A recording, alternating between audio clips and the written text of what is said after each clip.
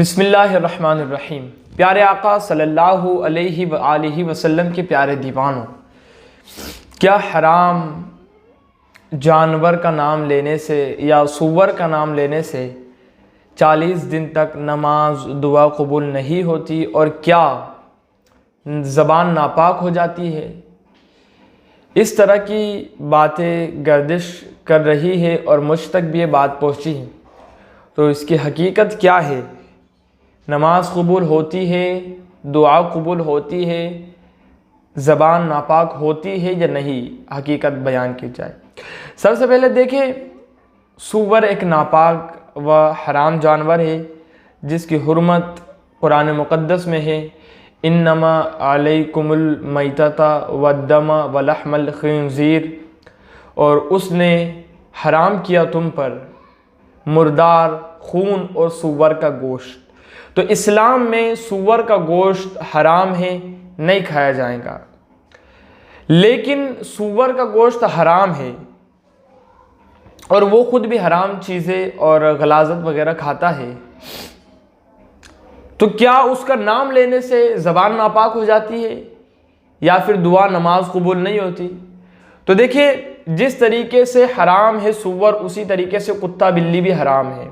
بلکہ بلی تو ہمارے گھر میں رہتی ہے، اور جس کے بارے میں آقا نے فرمایا بلی کو مت مارا کرو، بلی تمہارے گھر کے سامانوں میں سے ایک سامان ہے، حدیث پاک اٹھا کر دیکھے۔ فرمایا کہ بلی کو اگر مارنے کا حکم ہے تو کپاس سے مارو، اور بلی کو مارنے کا حکم نہیں ہے، تو کیوں حکم نہیں ہے بھائی اس کو مارنے کا؟ خیر یہ ایک الگ بحث ہے، لیکن یہاں پر دیکھیں حرام جانور یہ بھی ہے، بلی کتا یہ بھی حرام ہے۔ جبکہ اگر آپ یہ کہہ رہے ہو کہ سور کا نام لینے سے زبان ناپاک ہو رہی ہے، تو قرآن مقدس کے اندر وَلَحْمَ الْخِنْزِيرِ آیا۔ خنزیر عربی میں سور کا نام ہے، تو اب کیا کروں گے آپ؟ اگر نماز میں کسی نے اس آیت کو پڑھ لیا تو کیا نماز اس کی نہیں ہوگی؟ یہ بے بنیاد بات ہے کہ کسی جانور کا نام، ارے ناپاکی اگر جسم پر لگ جائے تو اتنے حصے کو پاک کر لینے سے ناپاکی چلی جاتی ہے، پورا جسم ناپاک نہیں ہو جاتا۔ اور یہاں پر تو ناپاکی لگنے کا تصور بھی نہیں ہے، بلکہ ناپاکی لگ ہی نہیں رہی، بلکہ نام لیا جا رہا ہے اس کا۔ تو پیارے آقا علیہ الصلوۃ والسلام کے پیارے دیوانوں، یہ بے بنیاد بات ہے اور بالکل من گھڑت بات ہے۔ کچھ نہیں ہوتا، نام لے سکتے ہیں آپ، لیکن بلا وجہ نام لے کیوں رہے ہو؟ جب ضرورت پیش آ رہی تب لو بلا وجہ، ورنہ آپ مالا جپتے بیٹھو گے اس کے نام کی، تو ایسا بھی نہیں ہے، بلا وجہ نام مت لو۔